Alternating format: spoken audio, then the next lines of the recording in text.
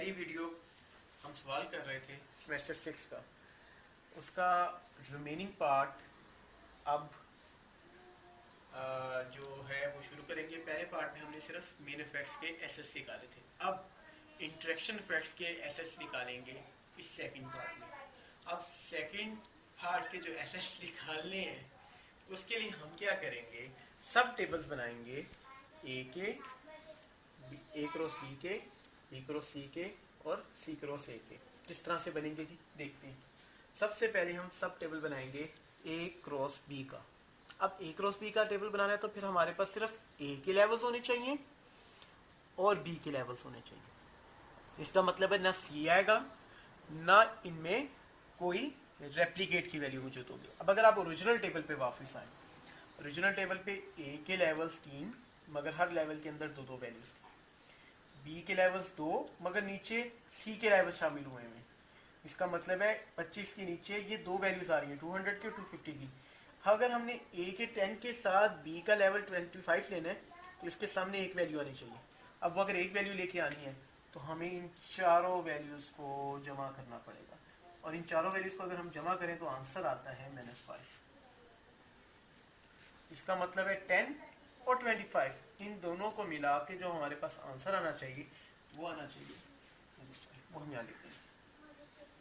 उसके बाद 10 को अगर आप 30 से मिलाएंगे, क्योंकि b का लेवल 30 है, दो है, एक है 25 एक है 30, तो 10 एक बार 25 के साथ आएगा, एक आएगा 30 के साथ।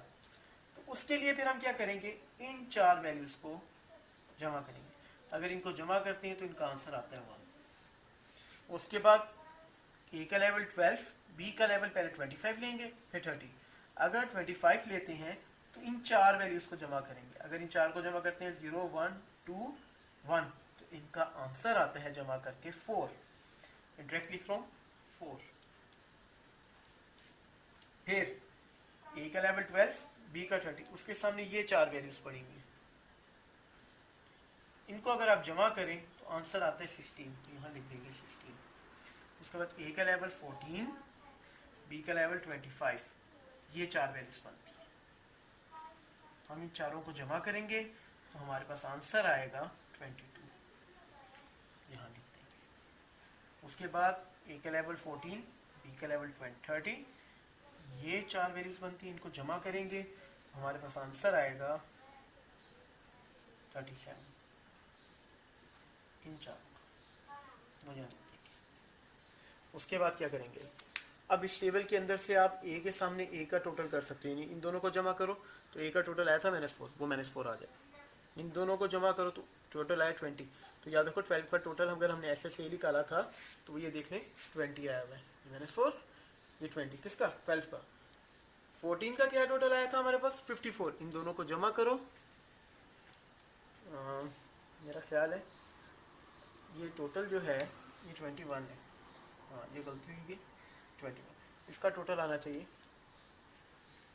जमा करके 54, शायद ये टोटल गलत है, इस टोटल को ठीक कर लेते हैं जी। अब आप क्या करेंगे, टोटल एसएस निकालेंगे ए क्रॉस बी। वो कैसे निकालेंगे, क्योंकि यहाँ से एसएस ए निकल सकता है, बी निकल सकता है और इनका कंबाइंड एसएस निकल सकता है। इन दोनों का जो कंबाइंड एसएस है वो टोटल एसएस होगा ए का और बी का। क्योंकि इसमें सी और रेप्लिकेट्स नहीं है तो इसको टोटल एसएस नहीं कहेंगे, बल्कि इसको टोटल एसएस ए भी कहेंगे, क्योंकि इसमें सिर्फ ए और बी की वैल्यूज आ रही है, ए और बी की। कैसे आएगा, आप ये अंदर जो टेबल में हमारे पास वैल्यूज आई हैं इनका करेंगे स्केयर।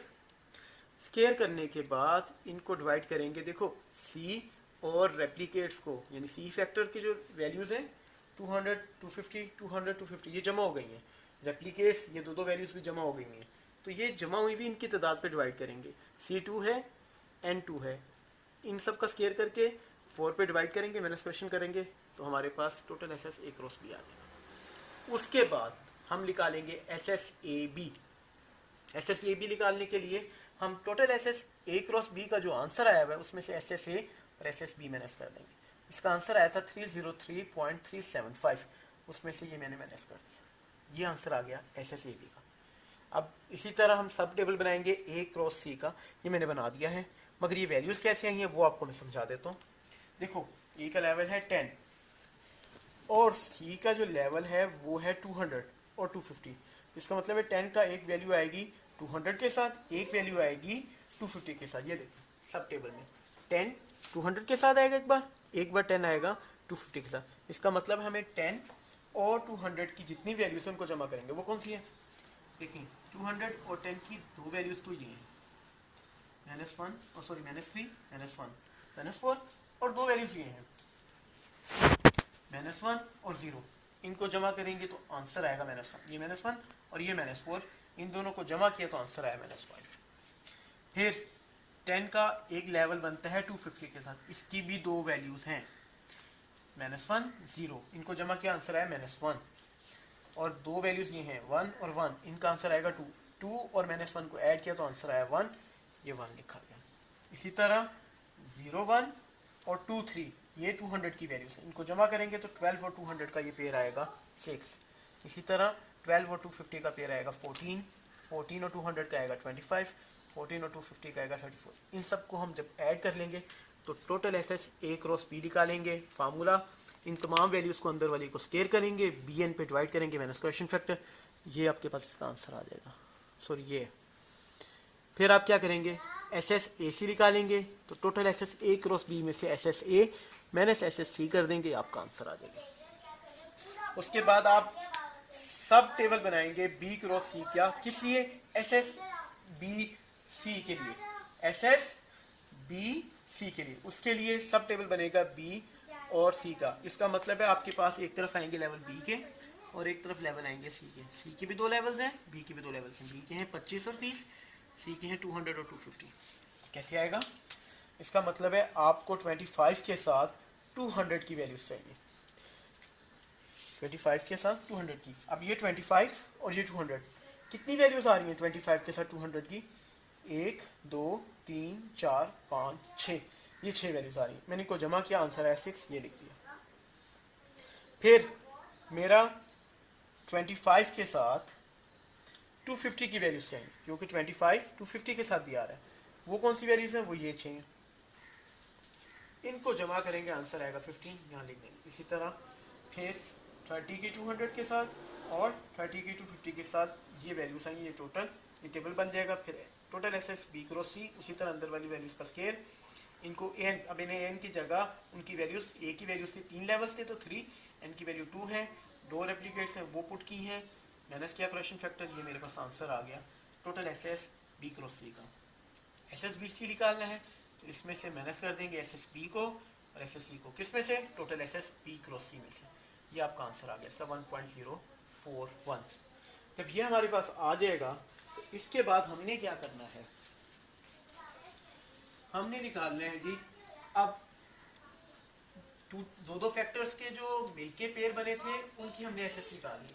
अब 3 फैक्टर्स के जो पेयर बनेंगे मिलके उनके एसएस निकालने, वो एक ही बनेगा। वो कौन सा जी? वो बनेगा ए बी सी। उसके लिए पहले हमें टोटल एसएस ए क्रॉस बी क्रॉस सी निकालना पड़ेगा। अब इसका मतलब है आपके पास ऐसा टेबल आना चाहिए जिसमें ए हो, बी हो, सी हो, मगर रेप्लिकेट्स ना हो। अब उसके बनाने के लिए आप बेहतर है ओरिजिनल टेबल ही में बनानी। सारी वैल्यूज ओरिजिनल टेबल में ले सकते हैं अगर आप कंफ्यूज ना हो। आप अलग अलग भी टेबल बना सकते हैं, सब टेबल्स, जैसे ये बना पड़ा है बी क्रॉस सी का। आप चाहें तो ओरिजिनल टेबल के अंदर ही ये सारा काम भी कर सकते हैं, ये आपकी आसानी है, जिस तरह करना चाहें कर लें। अब ए क्रॉस बी क्रॉस सी का टेबल बहुत बड़ा हो जाएगा, तो इसको शॉर्ट आउट करने के लिए मैं इन्हीं वैल्यूज को यहाँ पर टोटल कर दूंगा। ये आ रहा है जी -4। रेप्लिकेट खत्म करना है, हर डब्बे के अंदर 2 वैल्यूज हैं, तो रेप्लिकेट खत्म करने के लिए 2 डब्बे की वैल्यूज को जमा करेंगे। उसके बाद है जी -1 और 0, इन दोनों को जमा किया, आंसर आया -1। फिर इन दोनों को जमा करेंगे तो आंसर आया 1, इन दोनों को जमा करेंगे आंसर आया 3। अब टू सो ऑन, ये हर डब्बे के अंदर 2 वैल्यूज हैं, इनको जमा कर लेंगे तो हमारे पास टेबल आ जाएगा ए क्रॉस बी क्रॉस सी का। इसी के अंदर रहने दें और इसको डिवाइड करेंगे एन पे। अब मैं क्या करूंगा, जो वैल्यूज आई हैं -4, 1 प्लस सोन, आखिर में वैल्यू बनेगी 21, जो आखिरी डब्बे की ये 2 वैल्यूज हैं, इनको जमा करके इनका कर दूंगा स्केयर, माइनस करूंगा करेक्शन फैक्टर में, total S S A cross B cross C आ जाएगा। वो मेरे पास आ रहा है जी 328.125। अब मैंने तो यहां से निकालना है S S A B C. वो कैसे लिख लेगा, मैं total S S A B C में से माइनस कर दूंगा S S A, S S B, S S C, S S A B, S S A C, S S B C. क्यों? क्योंकि टोटल एसेस जब A cross B cross C निकालूंगा, इसमें ए का फैक्ट भी आ जाएगा, बी का भी आ जाएगा, सी का भी आ जाएगा, ए क्रॉस बी का भी आएगा, ए क्रॉस सी का भी आएगा, बी क्रॉस सी का भी आएगा। तो ये सारे माइनस होंगे तो मेरे पास सिर्फ S S A B C का फैक्ट बचेगा। तो ये सारे माइनस कर दिए इसमें से। माइनस करने के बाद इसका जो आंसर आ रहा है वो मैं डायरेक्ट लिख रहा हूँ, वो आ रहा है 1.084 आ गया। अब निकालेंगे एरर एसेस। एरर एसेस निकालने के दो तरीके, जो टोटल एसेस है उसमें से तमाम जो फैक्टर आए हैं, S S A, S S B, S S C, S S A B, S S A C, S S B cross C, S S A B C, ये सारे मैनेज कर सकते हैं। इसका एक और फार्मूला भी है। आप total S S A B, total S S में से total S S A cross B cross C manage कर दें, तब भी आंसर वही आएगा। क्यों? क्योंकि इसके अंदर सारे फैक्टर्स मौजूद हैं, ए भी मौजूद है, बी भी मौजूद है, सी भी मौजूद है, ए बी भी मौजूद है, ए सी भी मौजूद है और बी सी भी मौजूद है। तो आप बेहतर है एस एस में से इसको माइनस कर दें। टोटल एस एस था 326.25, माइनस कर देंगे जो हमारे पास total S S A cross B cross C आएगा, ओके 328.125 है। माइनस किया तो मेरे पास आंसर आ गया इसका 8.5, ये हमारा। आप हमेशा कोशिश करेंगे टोटल एसेस में से जो सबसे बड़ा फैक्टर होगा, अगर दो फैक्टर्स हैं यानी सिर्फ दो फैक्टर्स हैं तो बड़ा फैक्टर आएगा ए बी, अगर तीन फैक्टर्स हैं तो सबसे बड़ा फैक्टर बनेगा आपका जो ज्वाइंट, वो है ए बी सी, जिसे सेकंड ऑर्डर इंटरेक्शन फैक्ट भी बोलते हैं। आप उसके टोटल एसेस को माइनस कर दें टोटल एसेस में से, तो आपका एरर एसेस शो है। ये एरर एसेस आ गया। अब तक के लिए इतना। अब मैं अगली वीडियो में आपको इसका नोट दूंगा।